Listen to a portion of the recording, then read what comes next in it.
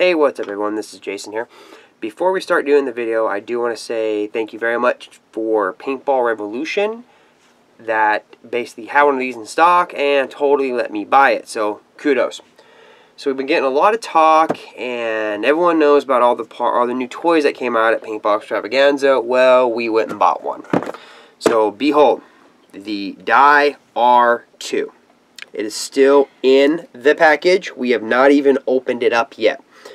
So unfortunately, usually with most of my videos, I like to do good takes. Unfortunately with this one, if I goof up, I'm still going to post this because I do not want to show, I don't want to do another video of this not in the packaging. I basically want to take this out directly and show everybody. So, before we start, when I was at Paintball Revolution, they actually allowed me to weigh the R-2, weigh the Virtue 260, weigh the old rotor. So, which we do have the pictures posted on our Facebook, so definitely check those out. So the original die rotor is 1 pound 3.4 ounces. The Spire 260 is 1 pound 1.2 ounces. The R-2 is 1 pound 1.8 ounces. And of course, all three of these were done with no batteries. That means that the R-2 that has the 200 or the 260 capacity built-in shell is only 0.6 ounces heavier than the Virtue Spire 260. Just wanted to cover that. Okay, so let's go ahead and open this up. And like I said, we're only going to do one take of this, so if anything happens, I am brutally sorry. Okay. Now right off the bat, you're going to tell that these are packaged way different from their predecessors. So we're going to go ahead and take this stuff out. And of course, with all die products, you get a die sticker. Woohoo! I'll probably just end up giving that to one of my kids if they behave, because they love stickers. So you get the warranty card, don't care. You do actually get a full-on detailed color manual with this.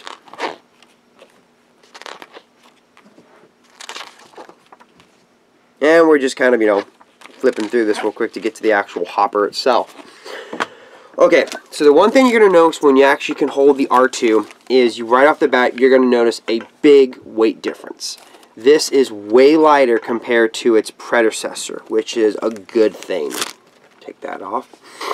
So, the R-2, what makes it so different and unique, or the updates they have done, so to speak, is first of all, they got rid of that two-tone right here. Now it is just flush, the same color as the hopper. Okay, the other thing, you notice they put a wide mouth now, so that when you're filling your paint, it's going to be easier for your paint to go in there. Excuse me. The second thing is that they have also added in the board two dip switches. One which is a LED that actually shows you in the LED or when you can turn that off, and also the low battery indicator dip switches, which, let me pull those up in the manual just so we can cover those, and hopefully I can find them. Bear with me, I apologize, and here we go. Okay, so dip switch 1 on the board is for the LED light, turn it on or off. The second is for the controls the sound, so I was incorrect on the first part. So dip switch 1 is for light, dip switch 2 is for sound, just to cover that. So, right here in the back, I know you've already seen the videos. To get it to be a 260 hopper, you slide it to the far left. To open it, you slide it to the right, which will show you why in a minute, or how that works. The other thing is they've integrated a quick release lid. All you do, push this forward, the lid comes out. Now, a couple things I've already been able to discover. There is a hole right here. It's going to be really hard to see, and I apologize for that, where you can kind of see my nail moving back and forth. That is not where the spring goes. Don't make the mistake that I did. The way you actually want to put this back on, hold the spring with your thumb. And of course, when you first get these, everything's going to be incredibly tight because they're new. So do not be alarmed with that. The way you actually want to put this in, keep your thumb on that at all times. Close it, lift it up, and you're back in business. The reason you need to hold this while reinstalling it is this spring needs to be set flush. If you don't set it flush, what's going to happen is it's going to flip right back, and then your lid won't have that spring effect to it anymore. Okay, so let's go ahead and do the 260 here. So if you slide this all the way to the left, and like I said, this is brand new, so it's going to be incredibly hard to do this just for the time being until it breaks in. There you go. Now we have a 260 hopper. So we're going to pause for a second. With having a hopper that has a built-in 260 option, that's telling me that, one, you don't have to buy a whole new high cap, is what we used to call them back in the day, or a whole new shell. You basically do a switch and you're in. Another good thing is this right here, having this plastic inside, is what really allowed Dye to cut down on some of the plastic to make this lighter, which is a good thing if you ask me. Weight is very, very important.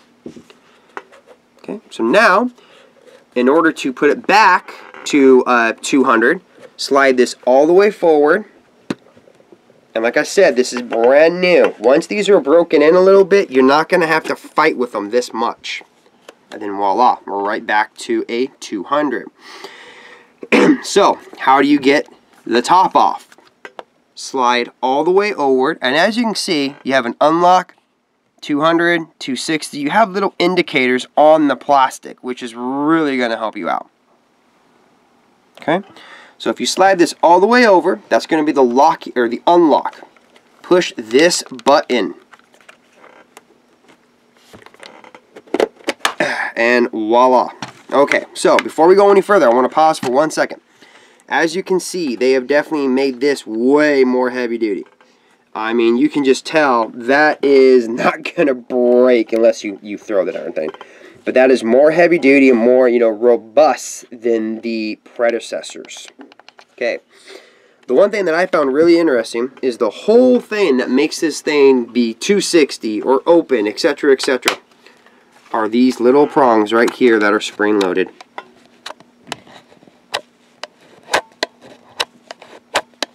So these, believe it or not, let me move this out of the way, slide into these raceways. That's it.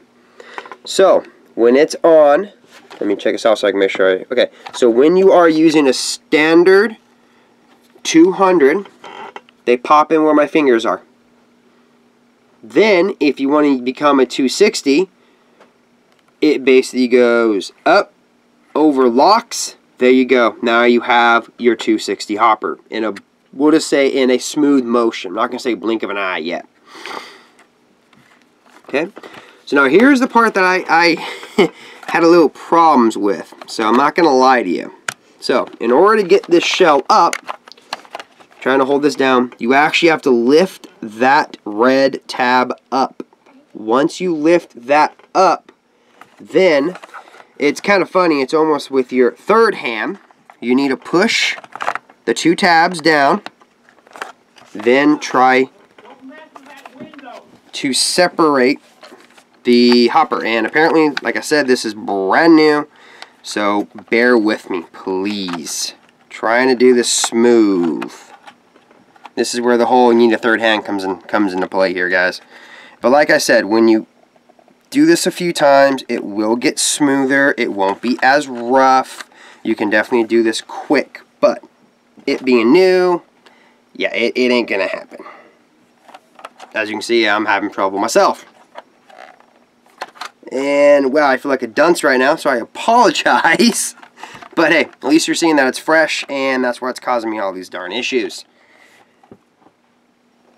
Okay, that is giving me a lot more issues than what I want. Wow, that is just... See, luckily this is where it comes in handy that I'm too stubborn. I want to hold that. Sorry, we're going to get the camera lady involved on this one. There we go.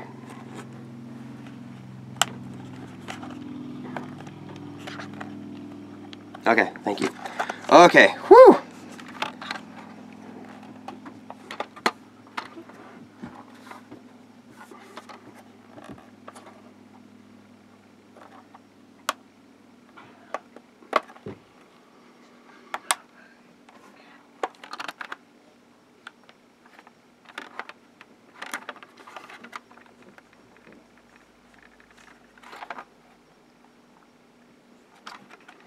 Almost got it. If you can hold that again, please.